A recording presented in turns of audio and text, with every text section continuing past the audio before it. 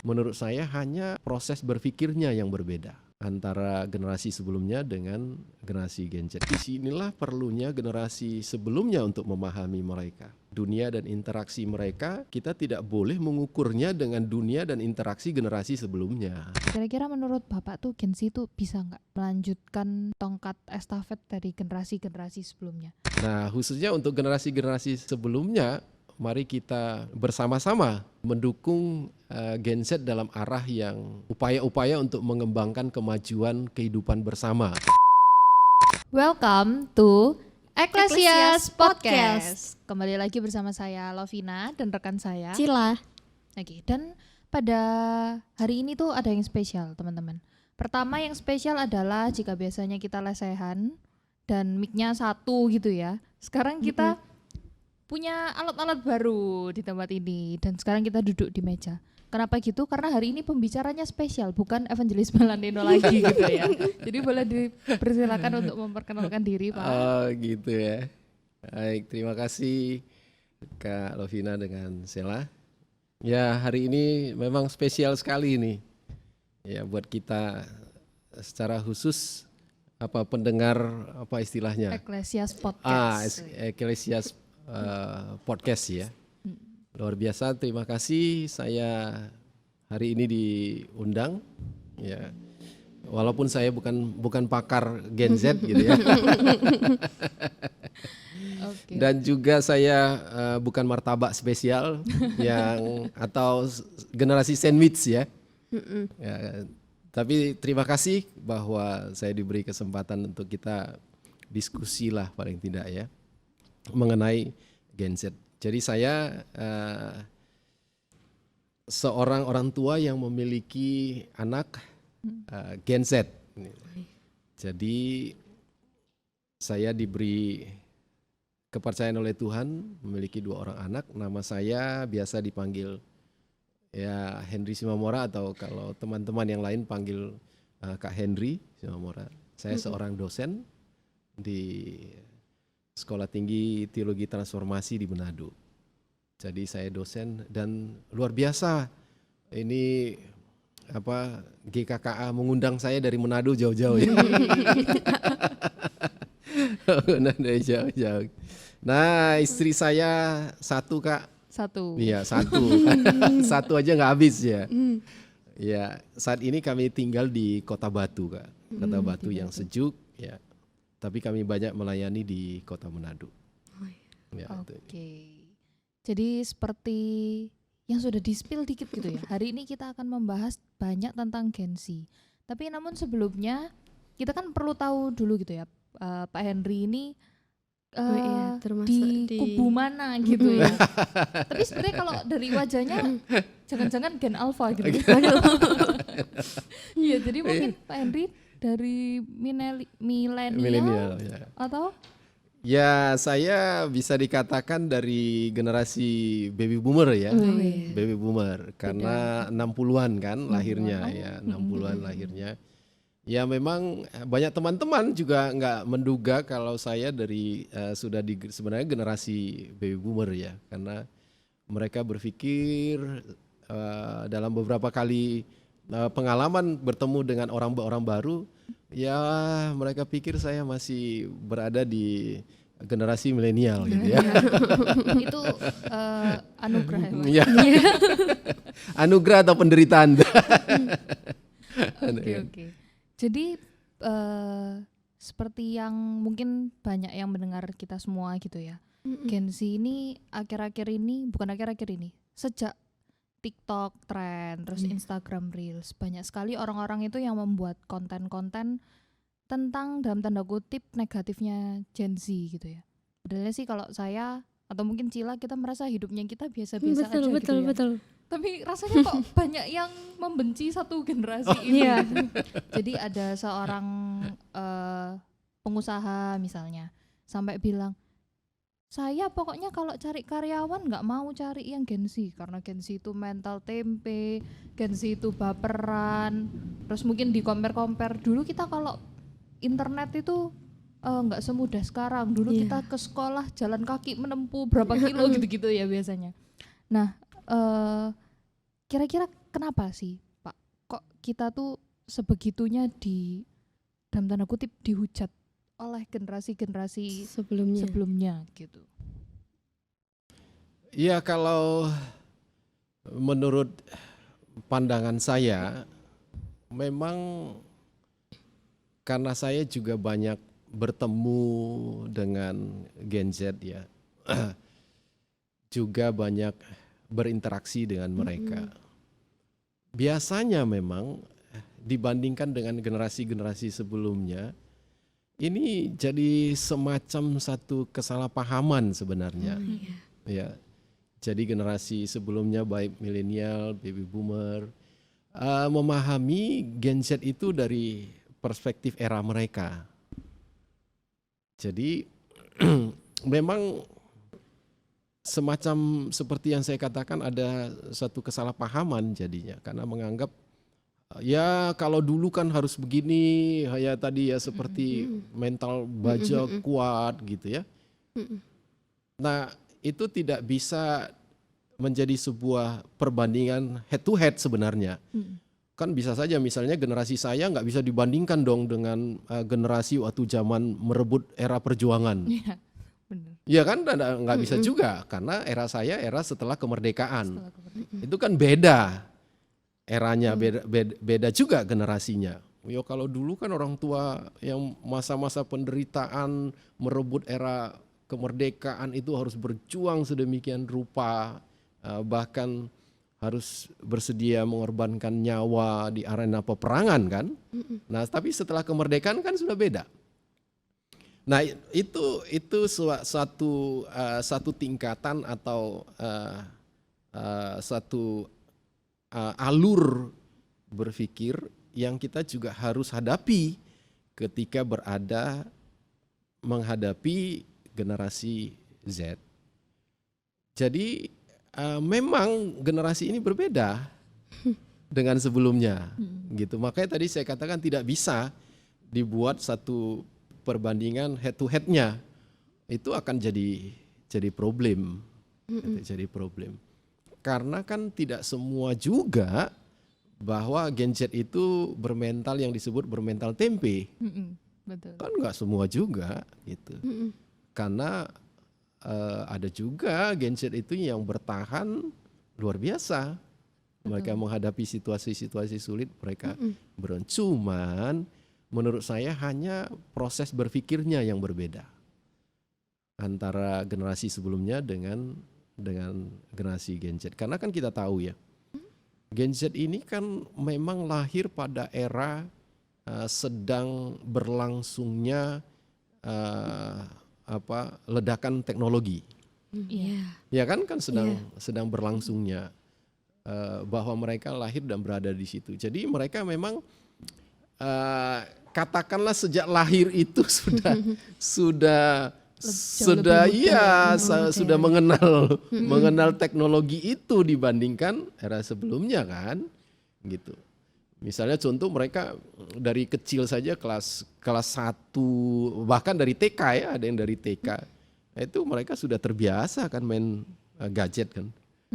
Sudah terbiasa gitu. Jadi dunia interaksi mereka ada semacam berada di situ.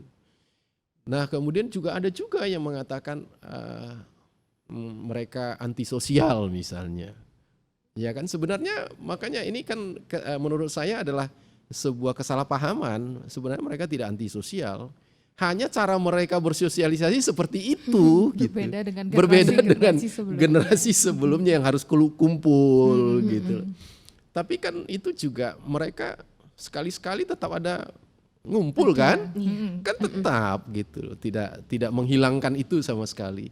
Tapi memang mereka lebih banyak berorientasi dalam sosialisasinya di dunia sosial media menggunakan teknologi itu paling banyak. Makanya tidak asing buat kita bahwa ya yang bermain media sosial itu adalah lebih banyak kan memang generasi Gen Z gitu. Itu tidak bisa dipungkiri gitu. Dan kita juga generasi sebelumnya nggak boleh cemburu lah. Nah itu jangan-jangan sebenarnya hujatan-hujatan ini muncul karena iri. Karena sekarang mungkin transportasi lebih mudah, Betul. traveling lebih mudah, ya itu bersosial semua banyak yang lebih Betul. mudah. Nah itu jangan-jangan iri. Ya kita harapkan bukan karena itulah ya. Iya. Kalaupun ada stigma-stigma negatif, saya kira kita berharap bahwa itu tidak dilakukan secara general lah, tidak secara general. Dan orang yang melakukan itu juga kita harapkan tidak general yang melakukan itu, karena orang-orang atau kita bisa katakan oknum tertentu lah. Oknum gitu ya. tertentu. Yang paling penting itu tadi saya katakan bahwa ini menyangkut kesalahpahaman saja tentang menghadapi era Gen Z ini dengan era sebelumnya. Saya tidak bisa menggunakan kriteria saya yang lalu untuk menilai mereka. Walaupun pada aspek tertentu ada yang bisa sama gitu, tapi banyak hal kita harus jujur berbeda. Bahwa mereka spesifik ya. Jadi mereka juga punya kelebihan juga kan. Mereka punya kelebihan yang sebenarnya kita juga harus jujur memberikan penilaian kepada mereka. Ya memang mereka lebih maju dari kita, generasi sebelumnya maksud saya. Ya itu juga harus kita akui. Ya misalnya contoh saja nih, saya dulu misalnya mengerjakan tugas membuat artikel misalnya. Ya ini contoh dulu kan masih ribet dengan cara-cara cari jurnal sana sini. Nah anak saya kasih tahu saya, Pak ada yang cara lebih mudah. Masa sih? Ada, itu buka aja chat GPT. AI. Ya AI-nya kan. Lalu saya coba, oh iya ternyata betul. Walaupun itu tidak bisa digunakan secara sepenuhnya untuk penulisan artikel ya. Tapi itu menolong, membantu. Gitu. Ide-ide gagasannya di situ saya bisa gunakan. Betul. Ternyata jauh lebih cepat. Nah, jadi yang apalagi sekarang kan sudah tidak asing loh. Makanya Gen Z itu dikenal bahwa mereka salah satu yang mendorong perubahan kurikulum. Kurikulum dalam pendidikan menggunakan AI. Itu adalah generasinya Gen Z. Jadi sekarang kan semua hampir seluruh sekolah, termasuk sekolah tinggi teologi ya sekarang, sudah mendorong penggunaan AI. Nah itu kan AI lahirnya pada era mereka. Iya Gen Z-nya kan, era mereka. Nah walaupun dalam konteks itu sekali lagi itu tidak bisa semua di copy paste begitu ya. Betul. Tapi itu menolong untuk memperoleh ide atau gagasan lebih cepat, jauh lebih cepat. Daripada dulu bingung harus mikirin ini gimana ya, cari-cari ini juga artikel atau jurnal gitu ya. Belum lagi baca buku textbooknya, ya kalau punya, kalau enggak, waduh cari-cari di mana kan. Nah ternyata AI menolong kita. Iya. Kalau dari Bapak sendiri apa mungkin ada secara keseharian bersama dengan Gen Z, apakah emang benar sesuai kayak yang dikatakan semua orang-orang pada umumnya kalau Gen Z itu mentalnya lemah kayak gitu-gitu? Ya kalau ini memang saya juga beberapa pertemuan dengan mereka juga menyampaikan, misalnya karena saya kan banyak bergelut karena saya dosen, jadi di dunia pendidikan ya. Jadi memang ada kecenderungan itu, walaupun saya secara pribadi tidak menjudge itu sebagai sebuah stigma negatif, tapi ada kecenderungan begini karena mereka kan era mereka ingin sesuatu itu lebih cepat dan instan. Mungkin inilah yang dianggap gitu loh, ya kan, dianggap oleh generasi sebelumnya bahwa mereka nggak punya mental baja gitu ya, mental baja gitu. Memang ada dalam pengertian begini, mereka ingin mencari sesuatu yang lebih mudah, gitu. Misalnya contoh nih pada kasus kita mahasiswa misalnya, karena dunia digital media itu terbuka begitu lebar, kadang-kadang mereka cuma mengambil karya orang untuk dijadikan tugas. Kan ada, begitu ada. kan? Kan beda dengan era saya dulu, waduh harus ke Iya. perpustakaan gitu ya. Beda dengan era kita ya, Iya. kami yang dulu generasi sebelum harus ke perpustakaan, mencatat, mengetik gitu. Nah, sekarang kan mereka karena sudah banyak tersedia di media, di internet, ya ada blog, ada jurnal dengan segala macam banyak sekali. Nah kadang-kadang itu terjadi. Nah tapi selalu saya dalam dialog dan diskusi begitu, saya selalu mengingatkan, gitu. Boleh sih mengambil itu kan nggak salah, gitu. Iya. Tapi sekali lagi ini dalam konteks dunia pendidikan ya berkaitan dengan tadi. Tapi saya katakan, tapi caranya tidak begitu. Boleh digunakan, tapi harus dimodifikasi. Bukan langsung ambil, Bukan langsung ambil, dipakai. copy paste lalu dipakai Betul. gitu loh. Diklaim Jadi hak cipta. ini tugas saya gitu ya. Ini tugas saya. Nah biasanya saya langsung tidak umumkan di depan teman-teman, saya chat pribadi.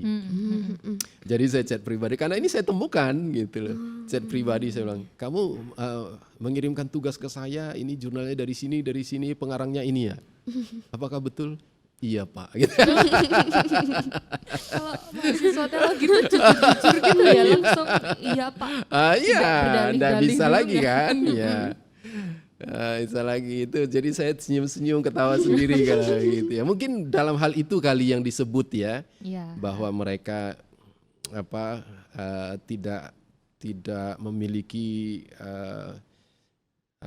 tidak memiliki satu kekuatan yang cukup besar untuk menyelesaikan sebuah pekerjaan. Makanya kadang-kadang ya ada yaitu stigma juga kan berkaitan dengan itu, semacam cepat Gen Z ini cepat jenuh pada satu pekerjaan. Ya kan, sehingga nggak bisa bertahan lama dalam satu pekerjaan. Mungkin gara-gara faktor itu. Tapi kan di belakang itu kan sebenarnya menurut saya bukan hanya mereka cepat jenuh, bukan. Gen Z ini dia sangat terbuka terhadap tantangan-tantangan yang baru, pengen tantangan yang baru. Kalau monoton Iya, bosen. monoton tuh dia ya. kurang tertarik gitu ya, kurang tertarik gitu. Sebenarnya itu kita bisa cermati di rumah juga kan, kita bisa temukan juga begitu anak-anak yang Gen Z gitu kan, nggak bisa nggak terlalu senang dengan sesuatu yang monoton. Nah misalnya contoh seperti saya gitu ya. Jadi satu kali saya nonton apa gitu ya, ada di satu saya nggak boleh sebut ya nanti jadi kayak promosi kan. Platform. Ya platform platform, tertentu gitu ya. Kemudian anak saya, papa ini nonton yang gituan, ganti kata. Ya kan selera mereka kan beda. Iya, beda-beda. Nah selera mereka itu beda dengan saya gitu loh. Misalnya contoh saya senang dengan cerita-cerita yang kepahlawanan, misalnya film perang zaman dulu gitu ya. The Last Kingdom gitu-gitu kan. Itu kan senang ya. Tapi kan mereka lain. Beda. Iya, beda kan mereka gitu. Jadi mungkin perbedaan-perbedaan itulah yang menurut saya akhirnya menimbulkan kesalahpahaman. Ya. Mungkin kalau ada nggak pengalaman unik yang bikin Pak Henry itu sampai kayak Gen Z ini gimana sih kayak gitu? Mungkin Iya. bersama mahasiswanya Bapak atau mungkin sama anak, ada nggak pengalaman-pengalaman unik yang Bapak tuh sampai kayak kaget atau mungkin tertegun gitu ya karena perbedaan generasi ini gitu. Ya ada sih, ya ada yang lucu, tetapi juga ada yang memprihatinkan gitu ya buat saya, karena saya kan memandangnya dari generasi saya. Dari generasi saya. Misalnya contoh kan, ini misalnya contoh generasi saya, kalau kita dulu studi belajar serius kan, pada masanya kami. Wah itu memandang satu pendidikan, satu pelajaran itu serius gitu, belajar. Nah tapi mereka lain, nggak bisa gitu. Mereka bisa kerja di mana aja. gitu. Jadi nanti mereka nongkrong di mana, di kedai kopi atau di kafe bisa sambil kerja kan. Iya, Iya, iya. betul.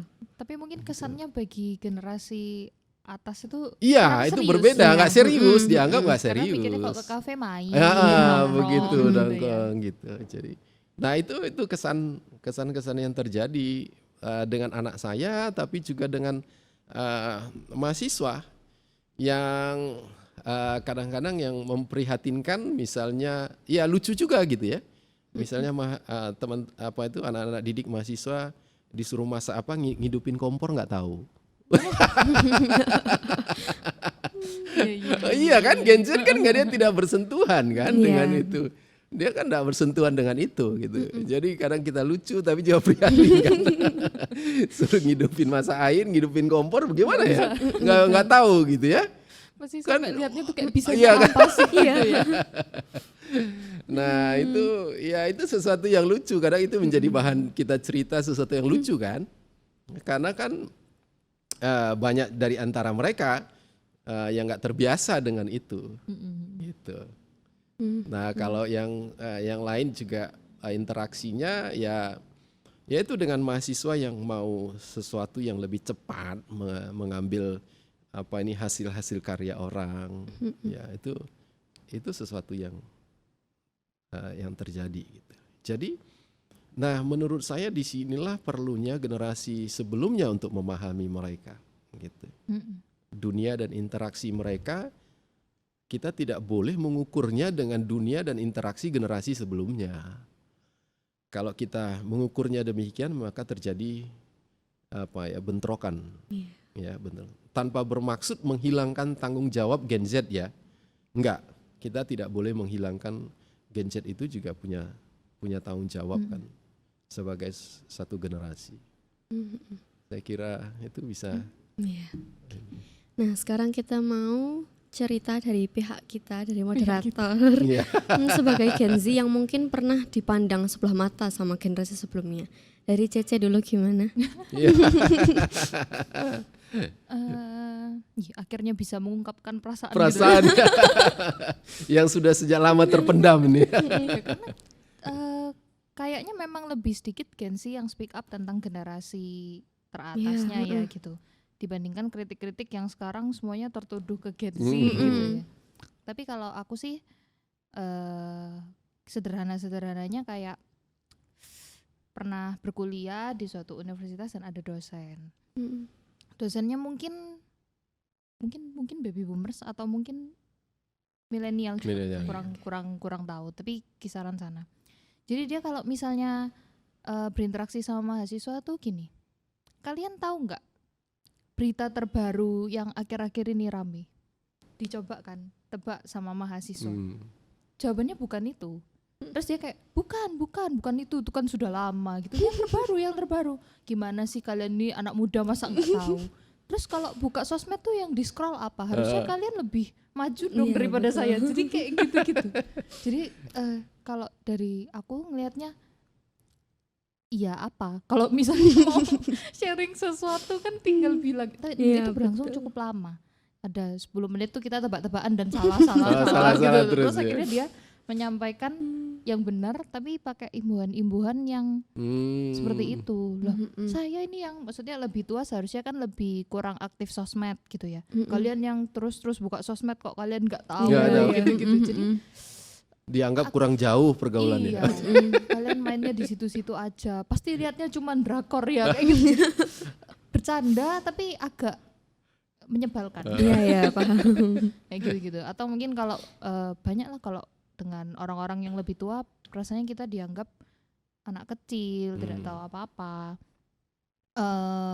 Ya itu dalam mengerjakan sesuatu kok kurang bagus, kok kurang ini gitu. Padahal mungkin kita sebenarnya perlu dikasih tahu dulu gitu. Seperti ini gitu. Jadi kadang mungkin generasi kita melihat yang atas pun agak kok kalian dalam tanda kutip angkuh gitu. Karena mungkin merasa pengalamannya sudah jauh lebih banyak. Gitu sih. Dari Cila ada? Kalau dari aku ya, kurang lebih sama kayak gitu deh. Karena kita yang terus-terusan teknologi, sosmed apa gitu kan. Nah kayak kita di ceritanya. Jadi kita dituduh kayak kalian loh main HP 24 jam bisa, Mm-mm. tapi kenapa kayak kalian nggak tahu, kalian ketinggalan info gitu. Kayak gitu, mirip sama Celovina tadi. Seperti itu. Tapi sebenarnya Gen Z ini kalau dari sisi Pak Henry sendiri, nilai positif yang paling menonjol itu apa sih? Atau jangan-jangan seperti kata orang-orang memang terlalu banyak negatifnya sampai yang positif nggak kelihatan gitu? Ya, pelebalan positif dan negatif memang kan bisa saja ya itu terjadi, tapi saya tidak melihat bahwa sebagai pelebalan dalam pengertian negatif positifnya. Saya tidak mau melihat di situ, tapi memang ada kelebihan-kelebihan mereka juga yang kita tidak bisa hindari gitu ya. Misalnya kelebihan mereka, kita kan tidak bisa mungkiri bahwa kelebihan mereka dalam dunia teknologi itu kan tidak bisa dipungkiri oleh generasi sebelumnya. Jadi justru mereka lah yang mengembangkan dunia teknologi gitu. Jadi di era mereka lah teknologi itu sangat berkembang pesat ya. Walaupun kita tahu pencetus idenya bukan mereka ya, bukan mereka. Tetapi fakta itu kita nggak boleh ini, karena dampak dunia media sosial itu sangat luar biasa, gitu, sangat luar biasa. Banyak kan di dunia media sosial yang kita temukan bahwa Gen Z itu memberikan kontribusi kan. Betul. Ya banyak. Misalnya contoh ya, salah satu contoh misalnya skala internasional, misalnya seorang tokoh Gen Z yang dikenal, yang memperjuangkan perubahan sosial lingkungan. Misalnya seorang anak yang namanya Greta Thunberg. Nanti bisa searching itu di internet, Greta Thunberg itu. Kebangsaan Swiss ya kalau saya nggak salah. Itu generasi Gen Z pada usia 15 tahun. 15 tahun. Iya, waktu itu dia. Sekarang dia mungkin kira-kira berusia 20 tahun. Waktu dia berusia 15 tahun dia menyuarakan dengan lantang tentang perubahan sosial dan lingkungan. Bahkan berani mengkritik para pemimpin-pemimpin negara besar. Sehingga dia sangat dikenal luas sebagai tokoh perubahan sosial dan lingkungan. Itu seorang Gen Z loh. Dan masih muda. Masih muda waktu itu 15 tahun. Waktu saya baca kisahnya luar biasa ini. Yang generasi sebelumnya nggak bisa buat. Gitu. Saya lupa pada usia 19-20 tahun mendapat penghargaan internasional.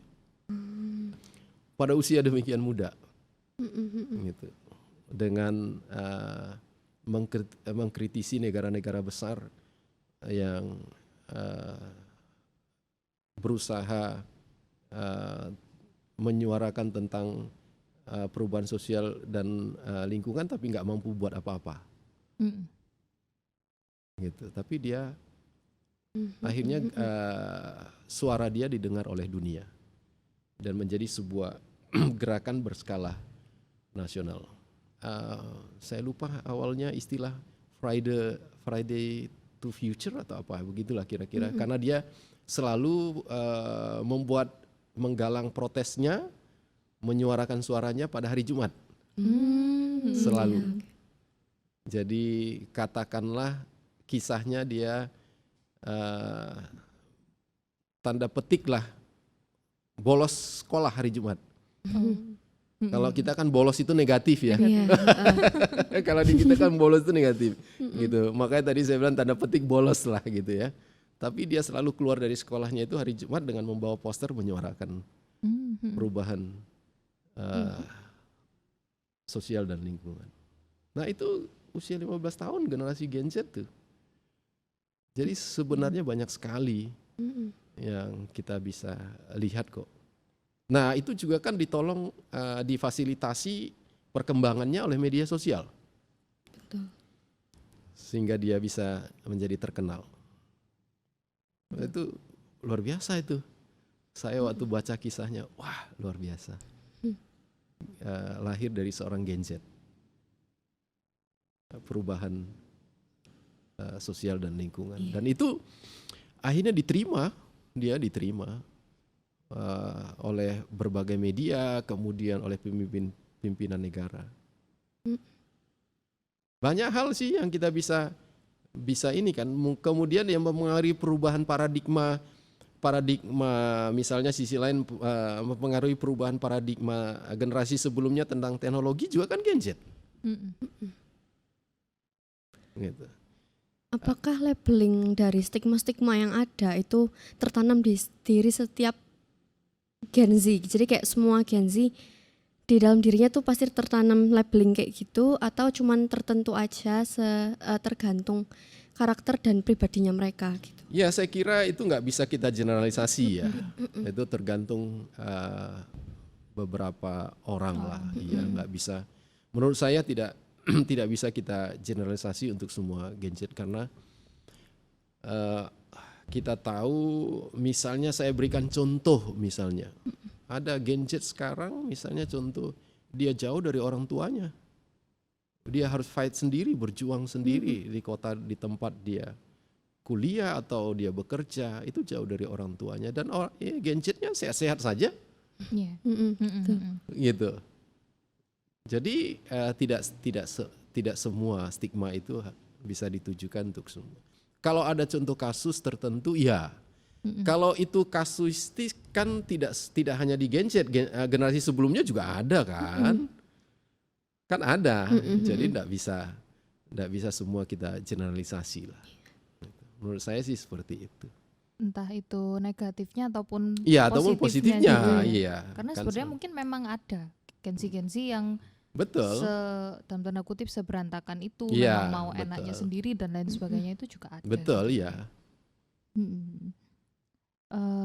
Jadi setelah kita membicarakan semuanya, baik positif maupun negatifnya, kira-kira menurut Bapak tuh Gen Z tuh bisa nggak melanjutkan tongkat estafet dari generasi-generasi sebelumnya, baik itu di gereja, di masyarakat, dunia pendidikan dan lain sebagainya, atau sebenarnya masih kurang nih karena mentalnya masih kurang kuat, jadi harus mungkin diperlengkapi lagi dan lain sebagainya gitu, atau meragukan gitulah. Jadi bisa atau ya bisa tapi lihat dulu nanti gitu. Ya, ya memang kekhawatiran itu di awal ada ya.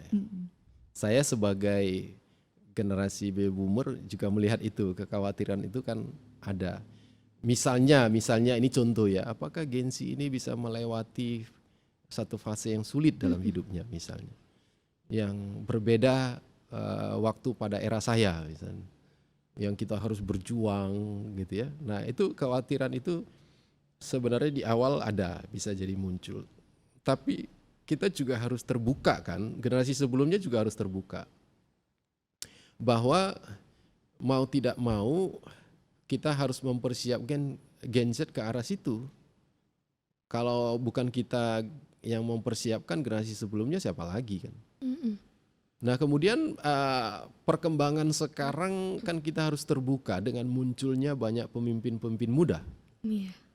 Ya kan? Yang mungkin apakah pemimpin muda itu punya kelemahan atau tidak? Oke lah, setiap orang kan punya, tapi walaupun itu awal diragukan, tapi kan kita sudah melihat banyak realitas bahwa banyak pemimpin-pemimpin muda yang sudah muncul. Gitu. Nah itu artinya bahwa semakin terbuka peluang untuk Gen Z berpartisipasi di situ, berpeluang. Kita tidak membicarakan sisi negatif positifnya Gen Z karena semua orang kan ada ya, pasti ada tadi. Tapi maksud saya untuk melihat peluang itu, bahwa Gen Z juga dapat meneruskan tongkat estafet kepemimpinan ke depan, baik itu dalam konteks umum dan juga konteks kita di gereja. Seharusnya menurut saya memang harus dipersiapkan ya untuk mereka, karena saya percaya juga mereka punya peluang dan kekuatan yang yang berbeda dengan yang sebelumnya. Karena teknologi itu sekarang sudah di tangan mereka, kita nggak bisa menghindari. Nah, itu sesuatu kekuatan yang luar biasa dalam arah untuk pengembangan ke depan. Ada tiba-tiba tercetus penasaran. Kan kalau Pak Henry itu baby boomers, berarti di bawah Pak Henry ada generasi X, Ya, terus generasi Milenial, milenial, terus baru generasi Z. Iya. Sebenarnya Pak Henry itu melihat generasi X dan Y itu juga ini juga nggak sih? Maksudnya kan sebagai generasi yang tertua terus melihat generasi bawahnya itu juga kayak dalam tanda kutip kayak astaga gitu juga. Atau sebenarnya memang cuman baru di Z aja ini? Atau sebenarnya di X juga sama Y itu juga astaga juga, cuman belum terlalu booming kayak Gen Z. generasi Z Z, sekarang ya. gitu loh. Betul, itu sama. Sama aja Iya, ya. sama berarti ya aja sebenarnya gitu deh. Sama aja. Cuman ya itu tadi, karena dulu kan di generasi X dan Y itu kan tidak terlalu, dunia teknologi belum terlalu se-booming sekarang kan. Jadi apanya pun sorotan medianya pun masih terlalu skopusnya masih sedikit atau kecil lah, berbeda dengan sekarang kan. Padahal mungkin kalau misalnya zaman baby boomers dari kecilnya udah dikasih Sudah sosial dikasih media. sosial media sama Sama aja gitu aja kan. Kemungkinan besarnya kan sama aja itu gitu. Karena dulu kan ya sama aja, dulu kan mungkin bukan media sosial, ada kan orang-orang yang kita labeli dulu itu kutu buku kan. Kutu buku. Kan kutu buku. Sekarang kan label itu nggak ada. Iya. Nggak ada lagi, diganti dengan apa tuh, kutu internet gitu ya. Kan gitu kan, sama aja kan, gitu. Misalnya dulu ada juga kan yang apa nih, ya yang teman saya itu malasnya minta ampun juga ada gitu loh, ada juga dulu. Jadi memang ya kita nggak bisa, sekali lagi nggak bisa melihat era yang sudah berlangsung itu dengan era sebelumnya ya. Perbandingannya nggak bisa. Gitu, saya kira gitu ya. Mungkin ada harapan buat Gen Z yang mungkin kayak bisa membenahi Gen Z supaya ya bisa lebih baik, atau Ya berharap ya, apakah orang menilai sisi negatif atau positifnya atau kebanyakan negatifnya tentang Gen Z ini, ya berharap bahwa generasi Gen Z ini terus bisa bersuara untuk misalnya secara umum berbicara tentang konteks perubahan sosial dan lingkungan. Karena bagi Gen Z itu penting sekali untuk ke depan, kelangsungan. Karena Gen Z punya hak untuk hidup dalam kelangsungan itu untuk seterusnya. Jadi dalam pengertian ya kadang-kadang mungkin cara mereka yang berbeda menyuarakannya dengan era sebelumnya gitu ya. Mereka mungkin era sebelumnya tanda petik harus dengan tata krama begitu ya. Nah, tapi kalau mereka karena di media sosial kan berbeda. Walaupun memang kita mengharapkan Gen Z harus bijaksana dalam mengelola penggunaan media sosial kan. Nah, itu kita harapkan. Nah, yang kedua, saya sangat berharap memang munculnya Gen Z ini dalam perkembangan era-era kepemimpinan, baik dalam konteks gereja juga dalam konteks gereja dan umum gitu ya. Nah, kalau kita bicara secara konteks gereja secara khusus misalnya, ya kita memang mengharapkan bahwa mereka mengembangkan melalui pelayanan-pelayanan gereja itu dalam bentuk konteks media sosial, tanpa menghilangkan makna persekutuan atau ibadah ya gereja. Tapi di luar itu kan bisa ya, sebenarnya sangat terbuka peluang. Misalnya contoh ini podcast kita kan idenya Gen Z kan, iya kan? Ini kan sesuatu hal yang harusnya tetap terus diupayakan, ditumbuh kembangkan ya. Tumbuh kembangkan sehingga kita dapat bisa banyak masukan juga, ya kan? Dari misalnya dari orang tua kita undang satu saat di sini untuk berbicara, ya kan? Kemudian juga sesama Gen Z kita bisa saling berinteraksi. Itu saya kira sesuatu bentuk pelayanan yang bagus ya, yang kita harus kembangkan. Nah, kita harus memberi kesempatan dan kepercayaan itu kan untuk teman-teman Gen Z untuk memimpin atau mengelola tanpa kita memberikan stigma negatif ya terhadap mereka. Saya kira itu yang bisa saya sampaikan. Oke. Mungkin karena sudah cukup banyak yang kita bahas, mungkin dari Pak Henry ada closing statement, entah itu buat Gen Z atau mungkin buat generasi terdahulu gitu. Ya, untuk secara ini untuk secara khusus untuk Gen Z, ya jangan takut dengan ide-ide perubahan. Ya, jangan takut. Yang memang kadang-kadang ide-ide perubahan itu memicu perbedaan. Tapi tidak perlu takut terhadap ide-ide perubahan karena memang perubahan itu selalu diperlukan pada setiap era. Nah, khususnya untuk generasi-generasi sebelumnya, mari kita bersama-sama mendukung Gen Z dalam arah yang upaya-upaya untuk mengembangkan kemajuan kehidupan bersama, baik secara lingkungan, penggunaan teknologi, dan secara khusus untuk pengembangan pelayanan gereja. Saya kira itu yang Oke. Ya, jadi Gen Z maju terus.